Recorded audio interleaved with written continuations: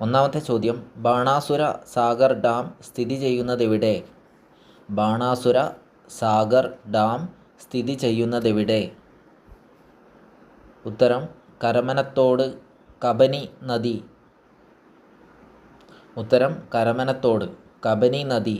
അടുത്ത ചോദ്യം, കേരളത്തിലെ മഞ്ഞ നദി.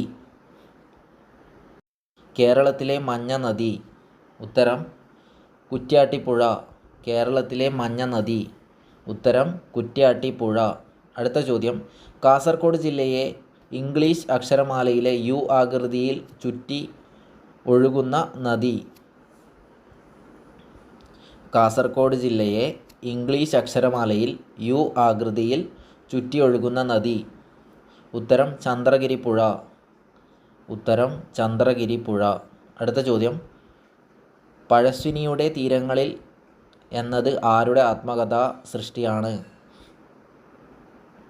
പഴശ്ശിനിയുടെ തീരങ്ങളിൽ എന്നത് ആരുടെ ആത്മകഥാ സൃഷ്ടിയാണ്? ഉത്തരം കെ മാധവൻ. ഉത്തരം കെ മാധവൻ. അടുത്ത ചോദ്യം, മൗര്യ സാമ്രാജ്യം സ്ഥാപകനായ ചന്ദ്രഗുപ്ത മൗര്യൻ്റെ പേരിൽ അറിയപ്പെടുന്ന നദി. ചന്ദ്രഗിരി പുഴ. മൗര്യ സാമ്രാജ്യ സ്ഥാപകനായ ചന്ദ്രഗുപ്ത മൗര്യൻ്റെ പേരിൽ അറിയപ്പെടുന്ന നദി. ഉത്തരം ചന്ദ്രഗിരി പുഴ. അടുത്ത ചോദ്യം, കോട്ടയം പട്ടണത്തിലൂടെ ഒഴുകുന്ന നദി. മീനച്ചിലാർ.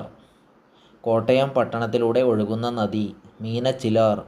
അടുത്ത ചോദ്യം, ധർമ്മടം ദ്വീപ് സ്ഥിതി ചെയ്യുന്ന നദി. ധർമ്മടം ദ്വീപ് സ്ഥിതി ചെയ്യുന്ന നദി. ഉത്തരം അഞ്ചരക്കണ്ടിപ്പുഴ. ഉത്തരം അഞ്ചരക്കണ്ടിപ്പുഴ. അടുത്ത ചോദ്യം, അറബിക്കടലിൽ പതിക്കുന്ന കേരളത്തിലെ ഏറ്റവും ചെറിയ നദി. ഉത്തരം രാമപുരം പുഴ. അറബിക്കടലിൽ പതിക്കുന്ന കേരളത്തിലെ ഏറ്റവും ചെറിയ നദി. ഉത്തരം രാമപുരം പുഴ. അടുത്ത ചോദ്യം, കേരളത്തിലെ ഏറ്റവും ചെറിയ നദിയായ മഞ്ചേശ്വരം പുഴ പതിക്കുന്നതെവിടെ?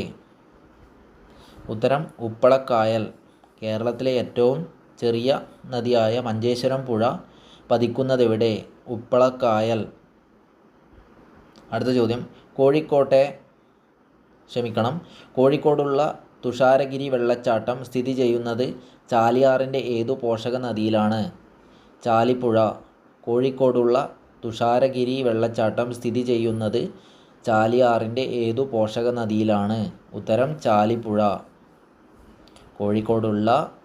കോഴിക്കോടുള്ള തുഷാരഗിരി വെള്ളച്ചാട്ടം സ്ഥിതി ചെയ്യുന്നത് ചാലിയാറിൻ്റെ ഏതു പോഷക നദിയിലാണ്? ഉത്തരം ചാലിപ്പുഴ.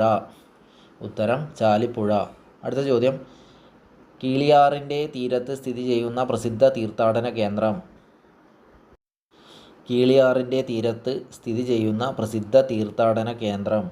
ഉത്തരം ആറ്റുകാൽ ക്ഷേത്രം. ഉത്തരം ആറ്റുകാൽ ക്ഷേത്രം. കർണാടകയിൽ ഉദ്ഭവിച്ച് കേരളത്തിലേക്ക് ഒഴുകുന്ന പ്രമുഖ നദി. ഉത്തരം വളപട്ടണം പുഴ. കർണാടകയിൽ ഉദ്ഭവിച്ച് കേരളത്തിലേക്ക് ഒഴുകുന്ന പ്രമുഖ നദി. ഉത്തരം വളപട്ടണം പുഴ. അടുത്ത ചോദ്യം, ഒ വി വിജയൻ്റെ ഗുരുസാഗരം എന്ന കൃതിയിൽ പരാമർശിക്കുന്ന നദി. ഒ വി വിജയൻ്റെ ഗുരുസാഗരം എന്ന കൃതിയിൽ പരാമർശിക്കുന്ന നദി. തൂത്തപ്പുഴ. ഉത്തരം തൂത്തപ്പുഴ.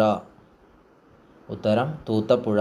അടുത്ത ചോദ്യം, എസ് കെ പൊറ്റക്കാടിൻ്റെ നാടൻ പ്രേമം എന്ന കൃതിയിൽ പ്രതിപാദിക്കുന്ന നദി. എസ് കെ പൊറ്റക്കാടിൻ്റെ നാടൻ പ്രേമം എന്ന കൃതിയിൽ പ്രതിപാദിക്കുന്ന നദി. ഇരുവിഴിഞ്ഞിപ്പുഴ. ഇരുവിഴിഞ്ഞിപ്പുഴ. എസ് കെ പൊറ്റക്കാടിൻ്റെ നാടൻ പ്രേമം എന്ന കൃതിയിൽ പ്രതിപാദിക്കുന്ന നദി. ഇരുവിഴിഞ്ഞിപ്പുഴ. ഉത്തരം ഇരുവിഴിഞ്ഞിപ്പുഴ. അടുത്ത ചോദ്യം, അരുന്ധതി റോയുടെ the god of small things എന്ന പുസ്തകത്തിൽ പ്രതിപാദിക്കുന്ന നദി.